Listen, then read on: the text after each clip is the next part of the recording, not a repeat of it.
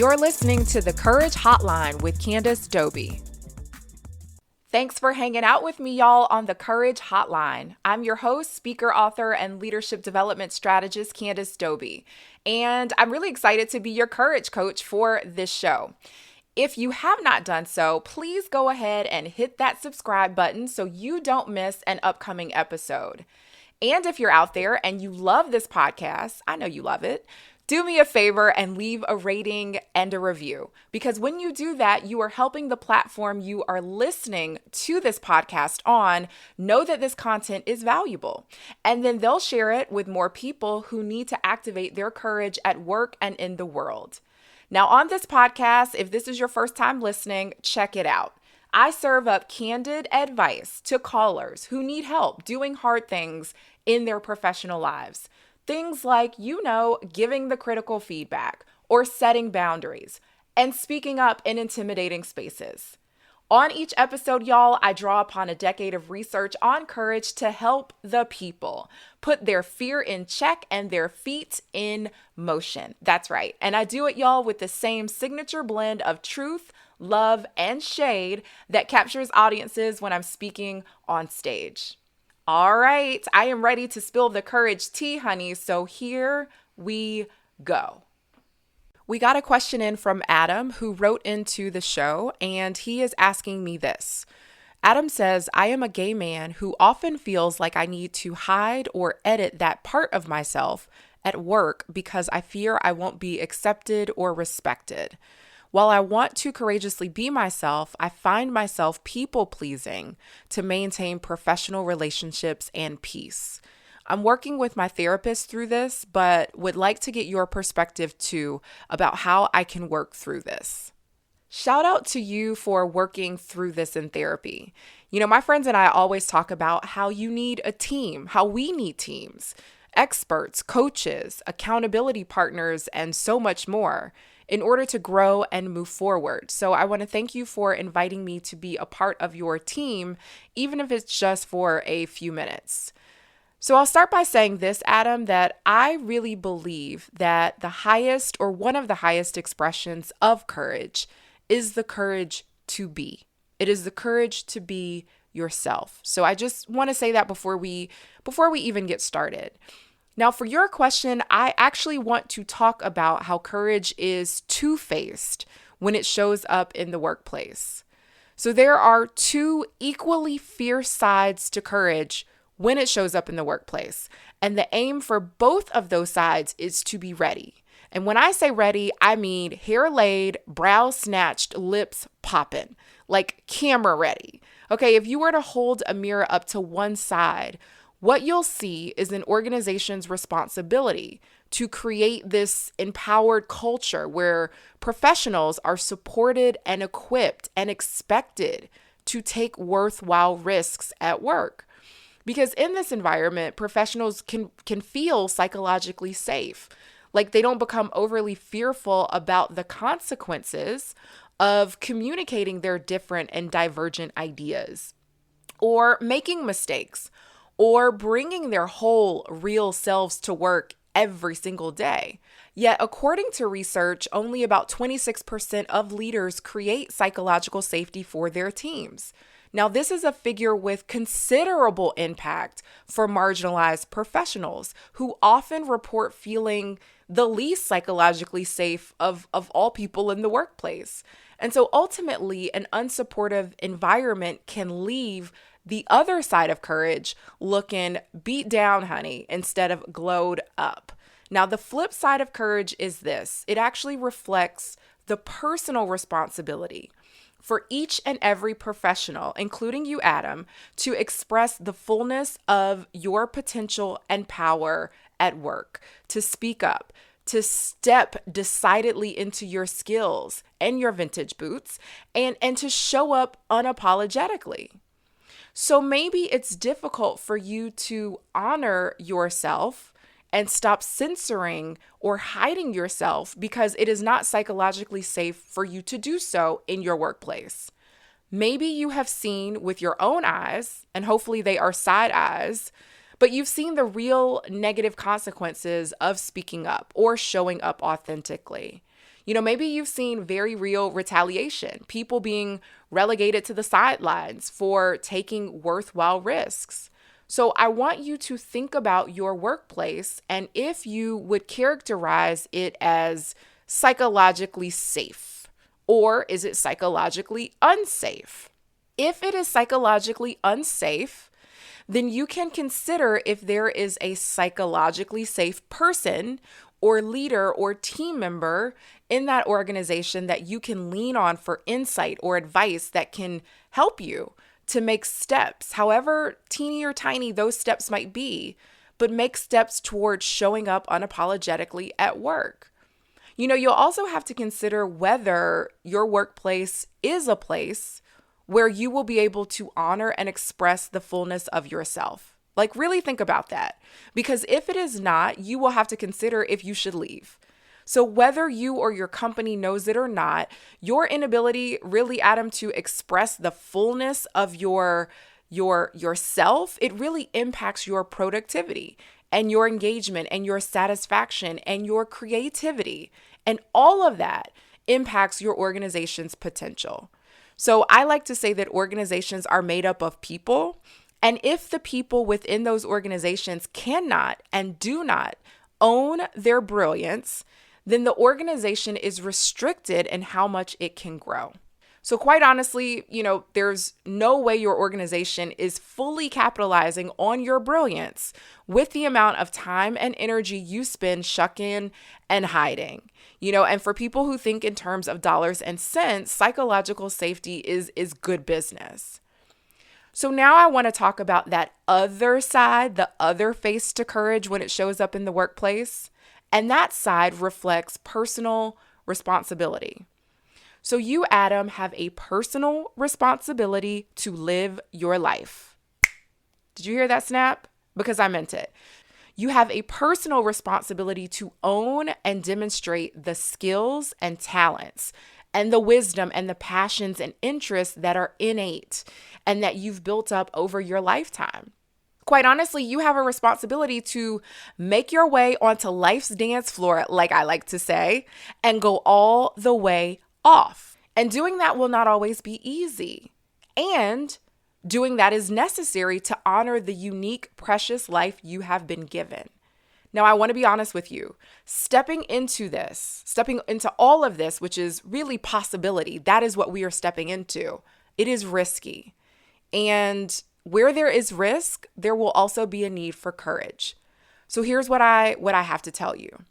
In all matters of courage, there will be disruption. I know that I've said that before on this show, and I'm saying it again. And part of your job is to decide which kind of disruption you're ultimately going to choose. There are two kinds. There's internal disruption and external disruption. Now, internal disruption is the kind that you are likely experiencing. It's the disruption happening inside of you that shows up as tension and stress and weight and worry. It's what you're feeling right now as you people please in the workplace, as you hide yourself in the workplace, as you censor yourself in the workplace. And you can choose to live with that kind of disruption. You can absolutely make that choice. We typically choose internal disruption to avoid the other kind of disruption, which is external. So external disruption happens when we shake up the current pattern. It really manifests as discomfort and tension in the people and places and things around us. So a question that I have is, why do we people please? And the answer is we people please to maintain social bonds with the group, to avoid rejection and judgment and failure.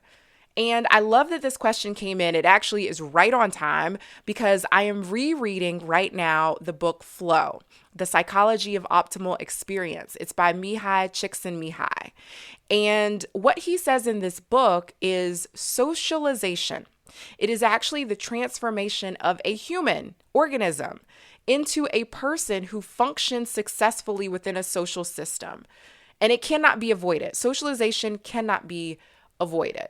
Now, the essence of socialization is to make people depend on social controls, meaning to have them respond predictively to rewards and punishments.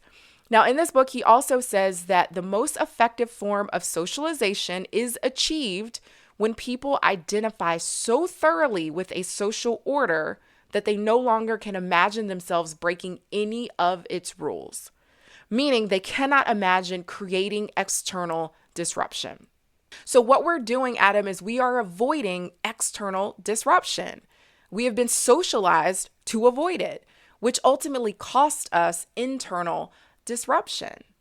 So one final quote from the book is that people who learn to control their inner experience will be able to determine the quality of their lives, which, as the author says, is as close to any of us can come to being happy.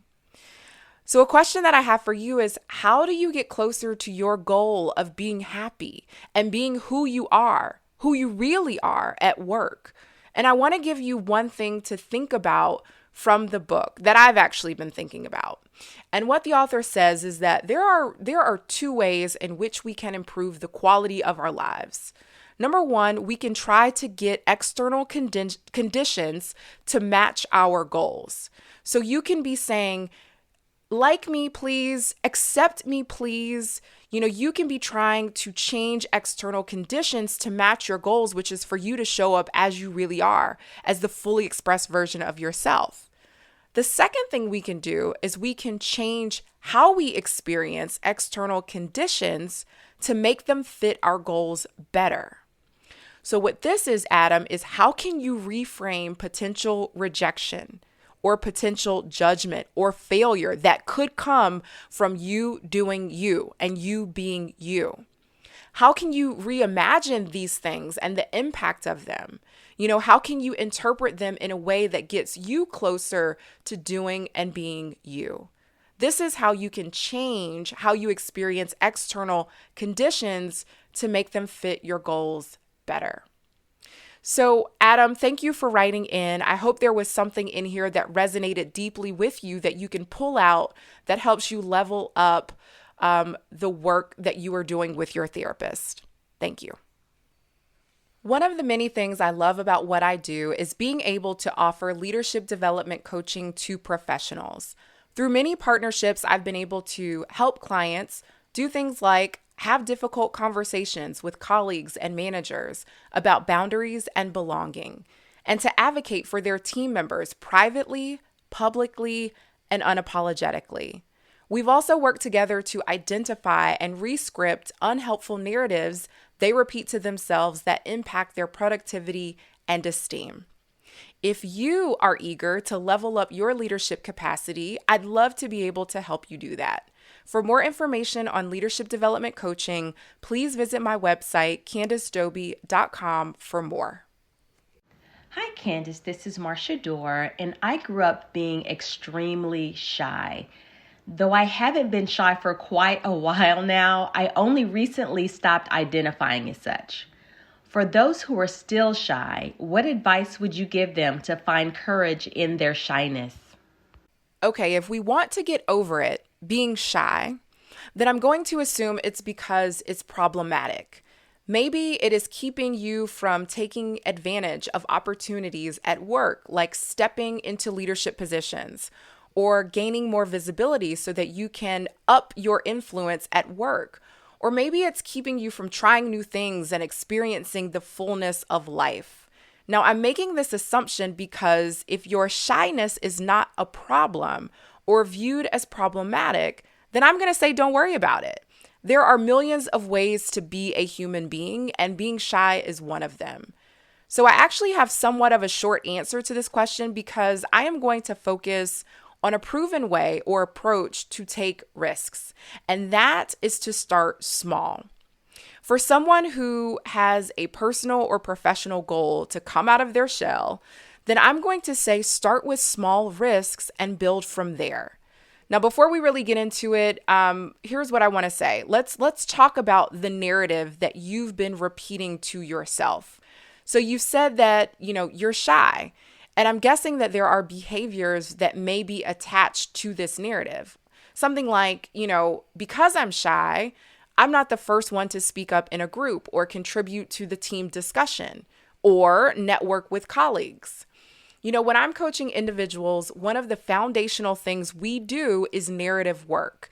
And what the narratives, we need to understand what the narratives are that you repeat to yourself and how those narratives maybe have turned into beliefs and how those beliefs have turned into behaviors. So the first thing I'd say in answering this question is to check the narrative. Now, once we identify a narrative, we've got to question it to see how true or accurate it really is. So are you really being shy, or are you being observant? Are you really being shy, or are you being discerning? And if you're being shy, does that also mean that you don't have a voice worthy of being heard? Once we question, or, as one of my clients likes to say, interrogate the narrative, then we can re-script it to something that is more inspiring to you. Something like, it's not that I'm shy, I'm an internal processor. Or it's not that I'm shy, I'm observant. Or I'm not shy, I'm fill in the blank. Narrative work is so important. It's critical. So once we do that, then I think we can get into what I was saying earlier, which is to start to kind of unravel this by taking small risks, starting small. So if you've never reached out to a coworker, for a one-on-one virtual coffee, then try it. If you feel like you wouldn't know what to say in the conversation, you can write some questions down. Starting small could be complimenting a stranger at the coffee shop on your way to work. Even if your workplace is back at your crib. Shout out to all of my remote workers. The point here is to start small. Engage in risks that don't have big consequences. Doing this allows you to flex your skills to see how reliable they are. And it allows you to interpret your emotions and the outcomes without high stakes. And so once you start small, you can go and grow from there. So that's the answer that I have for you. And I would end this by saying, let us all be careful about the labels we attach to ourselves, especially the ones that can be limiting, the ones that we can interpret as negative. So I hope that helps. We're going to end the show with a little bit of courage candy. These are the bite-sized insights on courage that you can tuck in your pocket, put in your purse, pull them out whenever you need a taste of courage motivation. So how about this? How about you do you, boo, at work and in the world? But in order to do you, you first have to know you. Knowledge is an important part of competence, which is an internal tool of courage. Knowing yourself comes from a blend of introspection and practice. And the best way to practice doing you is by taking small actions repeatedly and consistently. Starting with small actions allows you to test out what doing you looks and feels like within low-stakes environments. So I'm going to go ahead and bet that Lizzo danced in a bikini in front of her bathroom mirror before she did it on Instagram. I'll bet that Sam Smith wore heels in his house before he did it on the red carpet. Building up your competence, in effect, helps you to build up your confidence to do you whenever, wherever, however.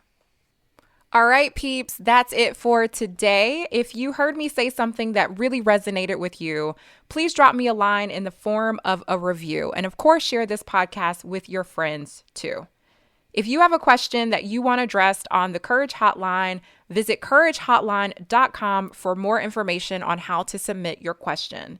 Now, if you need more help conjuring your courage than what this episode provides, check out my website, CandaceDoby.com, to see how we might be able to work together. I'll see you next week for another episode.